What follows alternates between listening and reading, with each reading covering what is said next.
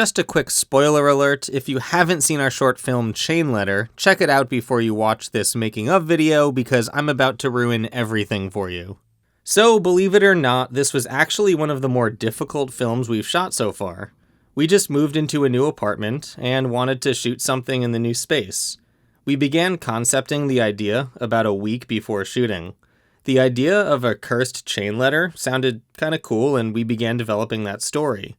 Originally, Victoria had this idea for a Smiling Alice character, which is pretty much the same thing as Smiling Harvey, only her name is Alice. But because of coronavirus, it's difficult to safely have a lot of people over, and Victoria was already playing the main character, so we decided to work with what we got.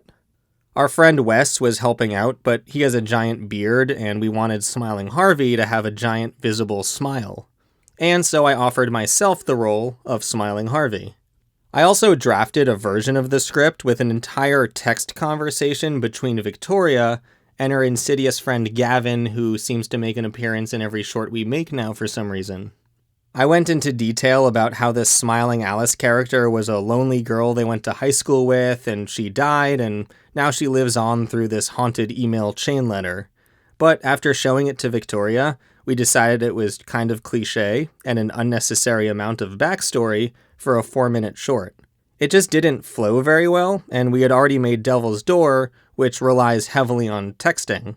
So we decided to delete that and simplify everything. Creating the story is both the most frustrating part and my favorite part. I always say story is everything, so it usually drives us crazy trying to get the story to a place that we're proud of before we greenlight filming. Who is this monster? What's his deal? His goal? The chain letter was great because most people know what they are and can admit if you've ever received one, there's a tiny part of you wondering, what if this is real?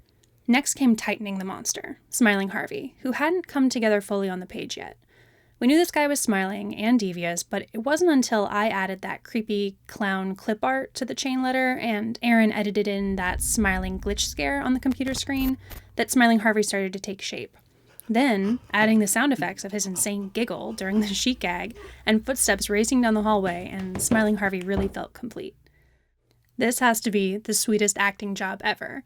In these shorts, I'm usually a girl home alone, in sweatpants, and I'm often in bed or getting ready for bed, so I'm pretty comfortable on set. With the actual acting and conveying silent terror, that's the hard part.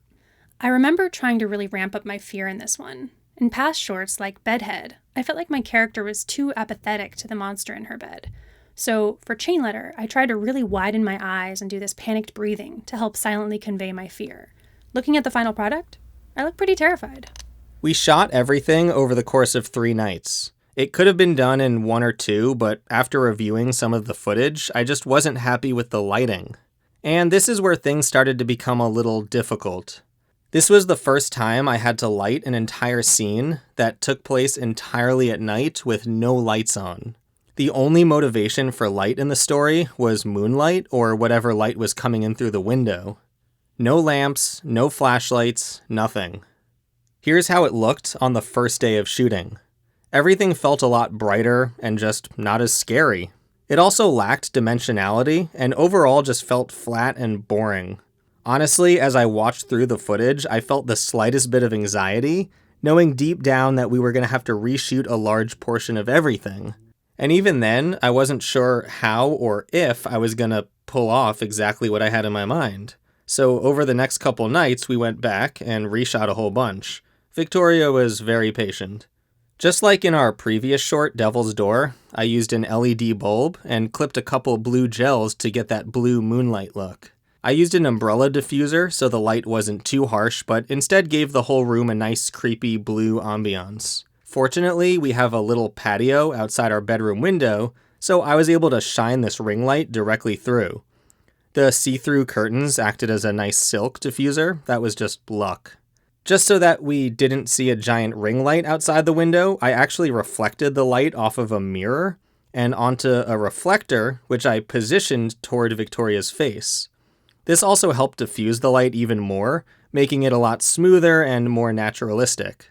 To get some backlight on some of the shots, I used this little battery-operated LED light and threw on some blue gels.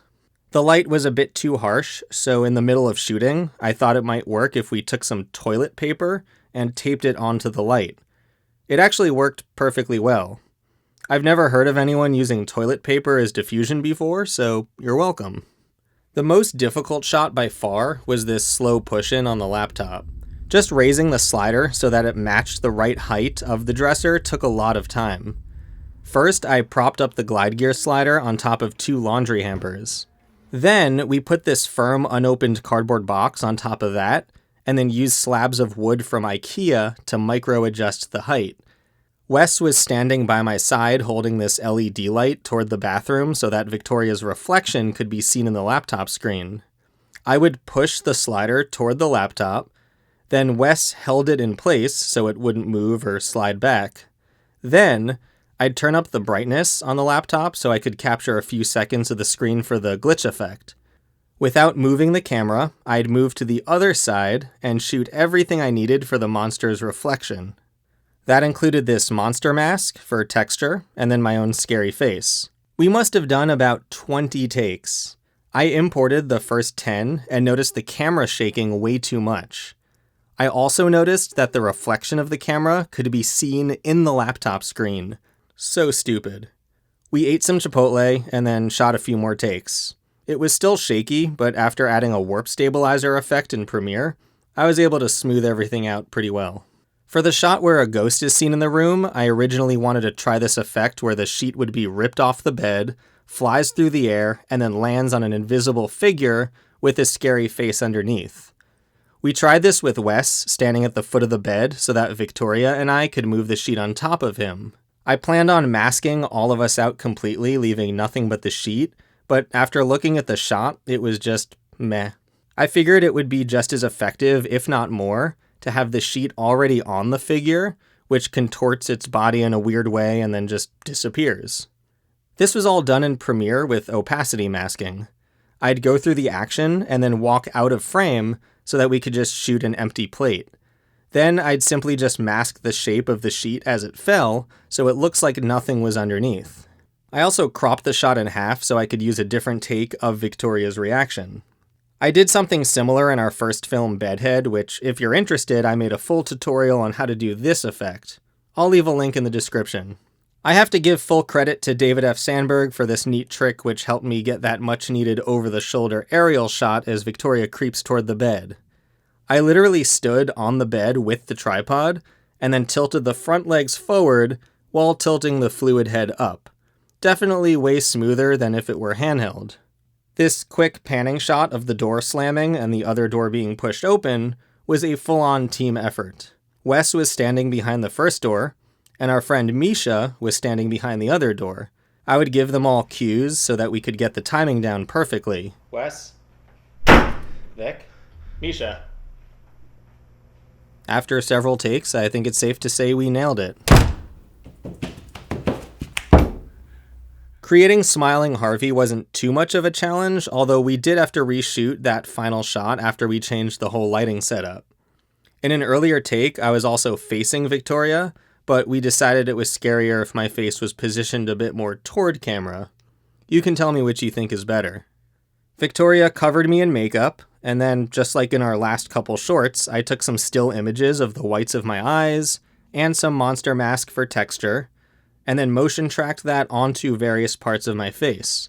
I also have a tutorial on how to do this effect for anyone who's interested. I'll leave a link to that as well. I cut the whole film in about 2 days, including all of the VFX shots. I used my Sennheiser MKH416 mic to record most of the sound effects, and surprisingly used my iPhone to record a couple quick ones because I was too lazy to set up the Sennheiser. I added some denoise filters and a lot of reverb to it anyway, so it sounded just fine.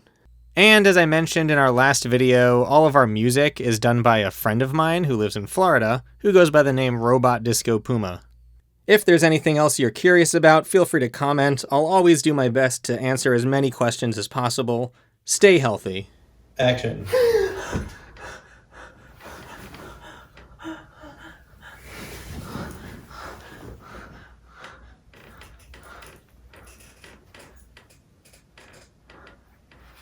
Let's actually do that again.